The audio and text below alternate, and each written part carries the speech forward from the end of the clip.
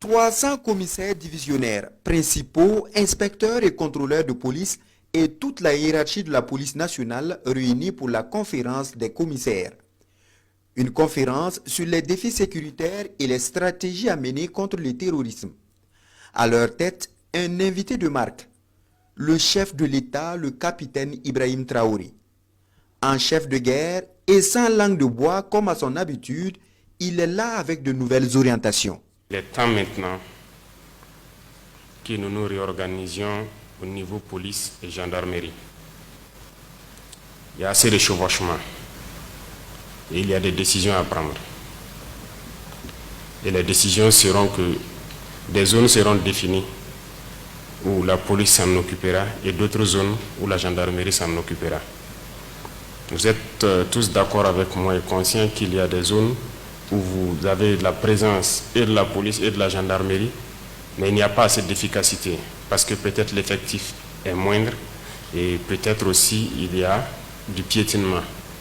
Donc il est temps que nous puissions nous concentrer chacun dans une zone avec un effectif conséquent, être en mesure de pouvoir faire cette lutte-là. La guerre est lancée et de nouvelles stratégies s'imposent avec un nouvel élan et un engagement approfondi sur toute la ligne de tous les corps d'armes.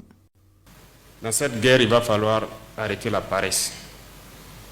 Il va falloir verser plus de sueur. La paresse ne nous arrange pas. L'ennemi lui-même, il n'est pas paresseux. Vous ne le voyez jamais venir. C'est très rare de le voir venir vous attaquer. Et comment il vient? Imaginez. Il coule assez de sueur pour arriver à vos positions. Mais pourquoi nous ne voulons pas couler assez de sueur pour aller vers lui? Pourquoi nous voulons être à l'aise pour rouler sur nos pistes, tomber dans des embuscades pour aller vers lui? Il n'est pas sur les pistes. Pourquoi nous continuons de mourir sur les pistes? Pour le président de la transition, la reconquête de l'intégrité territoriale s'avère désormais une responsabilité collective. Je vous le dis ici haut et fort, il n'y aura pas d'excuses dans les jours à venir. Lorsque nous allons dessiner ce soir le déploiement, lorsque nous allons dessiner les types d'unités à constituer, il n'y aura pas d'excuses ni de pardon pour un porteur de tenue qui va trouver qu'il ne doit pas aller au front. Tout le monde ira. Parce qu'il n'y a pas de raison que les civils y aillent et que nous n'allons pas. Il n'y a aucune raison. Peut-être que vous communiquerez plus bas.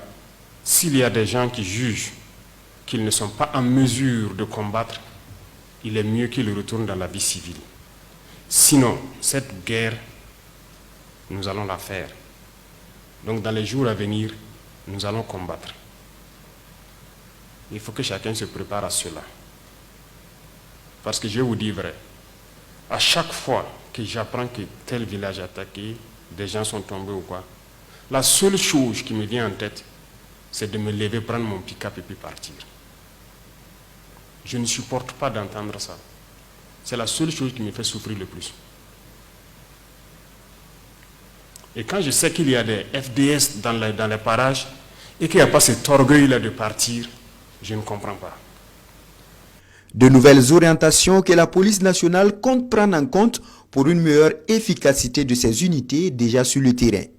Heureusement que le président a insisté en disant que les besoins, les moyens demandés par la police nationale, à savoir l'armement, elle sera aussi dotée que les autres unités, parce que le combat, il y aura toutes les forces engagées ensemble. Il n'y aura pas un tel qui sera mis à côté.